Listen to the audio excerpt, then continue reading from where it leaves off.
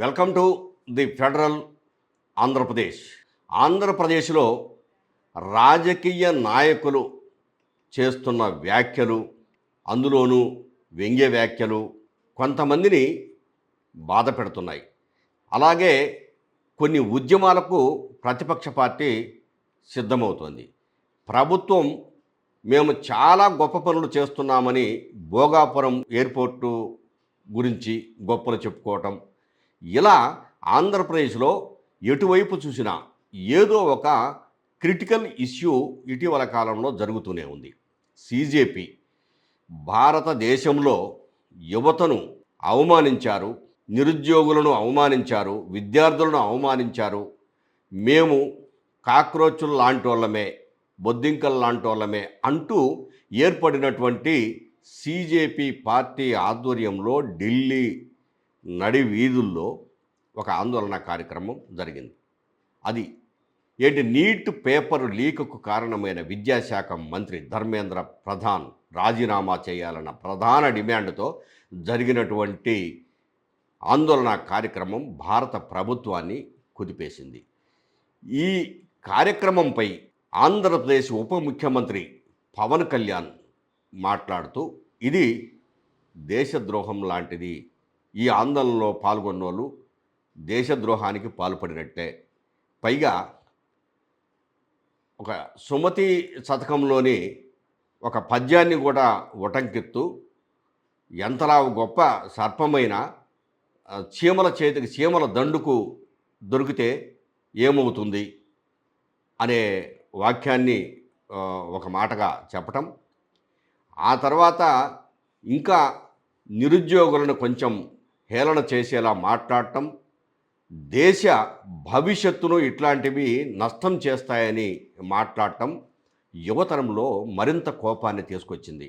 ఆంధ్రప్రదేశ్లోనే కాదు, పవన్ కళ్యాణ్ మాటల తీరు చాలా అభ్యంతరకరంగా ఉంది. ఈ విధంగా ఎందుకు మాట్లాడుతున్నారు?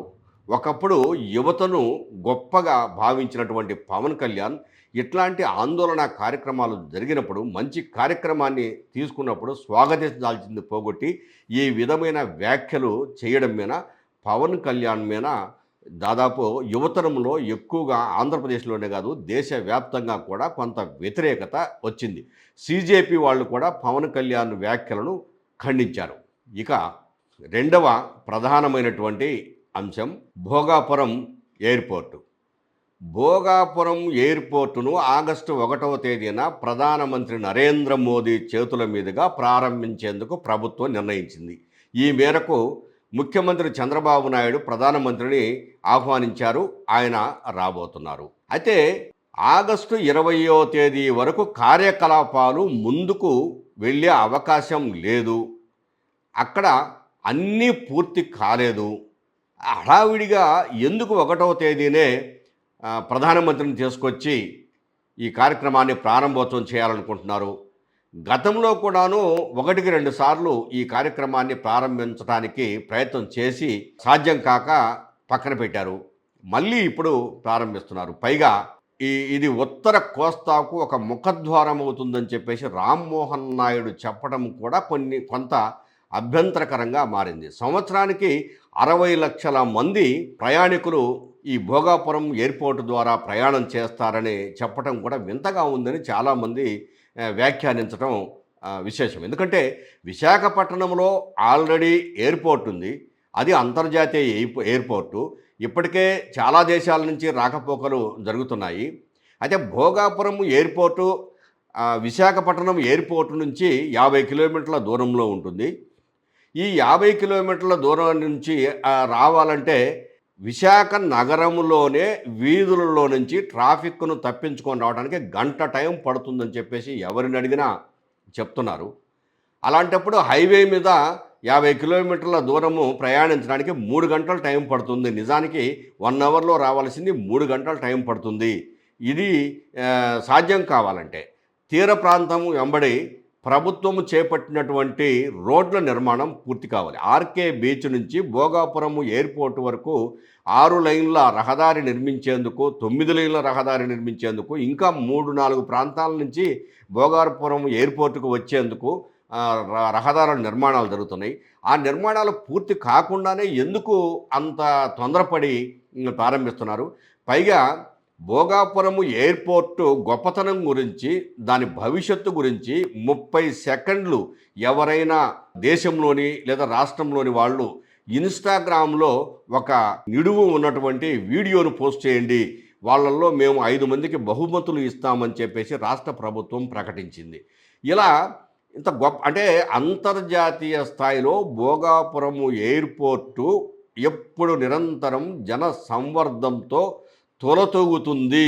ఈ ఎయిర్‌పోర్ట్ ద్వారా రాష్ట్ర ప్రభుత్వానికి కోటాను కోట్లు సంపద సృష్టించబడుతుంది అని చెప్పటాన్ని చాలామంది వ్యంగ్యంగా తీసుకుంటున్నారు, నవ్వుకుంటున్నారు. ఏమైనా ప్రభుత్వం చేపట్టిన ఈ కార్యక్రమం మంచి కార్యక్రమమే, మంచిగా ముందుకు పోవాలి. కానీ అది అది ఈ ప్రపంచంలోనే గొప్ప కార్యక్రమంగా భావించడం అనేది సరైంది కాదు అనేది చాలామంది అభిప్రాయం. ఇక మూడవ ప్రధాన అంశం, ఆంధ్రప్రదేశ్లో కరువు విలయతాండవం చేస్తోంది. ఈ కరువును అధిగమించేందుకు ప్రధానంగా రాయలసీమ ప్రాంతంలో ఏమి చేయాలి? ఏమి చేస్తే కరువు నుంచి జనం బయటపడతారు? పంటలు లేవు, పండిన పంటకు గిట్టుబాటు ధర లేదు, నీళ్లు లేవు, జలాశయాలు దాదాపు అడుగంటాయి.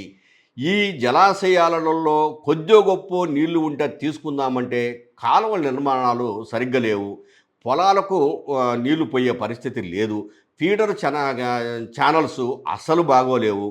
అందుకని వీటన్నింటి మీద అధ్యయనం చేసేందుకు వైఎస్ జగన్మోహన్ రెడ్డి, వైఎస్ఆర్ కాంగ్రెస్ పార్టీ అధ్యక్షుడు ప్రత్యేకంగా ఒక టాస్క్ ఫోర్సును తయారు చేసి త్వరలో రాయలసీమ పర్యటనకు పంపిస్తున్నారు. ఈ టాస్క్ ఫోర్స్ అన్ని ప్రాంతాలలో తిరిగి రాయలసీమలో సుమారు ఒక 400 చిన్న చితక ప్రాజెక్టుల వరకు నీటి ప్రాజెక్టులు, చిన్న చితక ఇలాంటివి ఉన్నాయి. ఒక ప్రధానమైనటువంటి నీటి ప్రాజెక్టులలో శ్రీశైలం ప్రాజెక్టు ఒకటి, ఆ తర్వాత గాలేరు నగరి, ఆ తర్వాత తెలుగుగంగ, ఆ తర్వాత హంద్రీనివా, ఇవి ప్రధానమైనటువంటి ప్రాజెక్టులు. ఇవి కాకుండా అంటే తుంగభద్ర ఇంకా ప్రధానమైంది శ్రీశైలం తర్వాత. ఇవి కాకుండా వెలుగోడు, అవుకు, గాజుల దిన్నె ప్రాజెక్టులు కూడా ఒక చిన్న నీటి ప్రాజెక్టులు ఇవి. వీటిల్లో ఇప్పుడు ఏ ప్రాజెక్టులో చూసినా శ్రీశైలం ప్రాజెక్టులోనే 215 టీఎంసీల పైన నీళ్లు ఉండాల్సి ఉంటే ప్రస్తుతము 41 టీఎంసీల నీళ్లు మాత్రమే ఉన్నాయి. మరి ప్రాజెక్టు నుంచి మిగిలిన వాటికి ఎట్లా నీళ్లు చేరుతాయి? ఒక్కసారి ఈ ప్రాజెక్టుల్లో ఎంతెంత నీరుందో పరిశీలిస్తే అంత ఏ ప్రాజెక్టులో కూడా ఉండాల్సిన అంటే 2 లేదా 3% కంటే ఎక్కువగా నీళ్లు లేవు. కాబట్టి ఈ ప్రాజెక్టుల నుంచి నీళ్లు రాయలసీమ ప్రాంతానికి అందటం చాలా కష్టం. మళ్ళీ రాయలసీమ ప్రాంతంలో ఉన్న ప్రాజెక్టులన్నీ బాగుపడాలంటే ఏం చేయాలి? ఇటీవల కాలంలో చాలామంది అధ్యయనకారులు, ఈ ప్రాజెక్టుల మీద బాగా గొప్పగా అవగాహన ఉన్నవాళ్ళు ప్రత్యేక బృందాలుగా ఏర్పడి అక్కడ తిరిగి వాళ్ళు పత్రికల ద్వారా వెల్లడించిన అంశం ఏంటంటే, మొత్తంగా ఒక 15,000 కోట్లు ఖర్చు పెట్టగలిగితే రాయలసీమ రత్నాల సీమ అవుతుంది. ఏ ప్రాంతము కూడా దానికి ఇక వెనుకబాటు అనే మాటే ఉండదు. అక్కడ పండ్ల తోటలకు, మామూలు తోటలకు, పంటలు అన్ని రకాల పంటలకు ఆ భూమి అనువైనటువంటి భూమి. ఈ మాత్రం ఖర్చు పెడితే రాయలసీమ చాలా గొప్పగా ఉంటుంది, మంచిగా పంటలు పండుతుంది, ప్రజలు సుఖ సంతోషాలతో ఉంటారని చెప్పేసి ఇప్పటికే 1-2 సార్లు చెప్పారు. ఇప్పుడు వైఎస్ఆర్సీపీ వాళ్ళు కూడా చేయబోతున్నది అదే. ఈ అధ్యయనం చేసిన తర్వాత మొత్తం ఎంత ఖర్చు అవుద్ది, ఏంటి, ఎలా చేయాలి అనే దాని మీద ఒక రిపోర్ట్ తయారు చేస్తారు.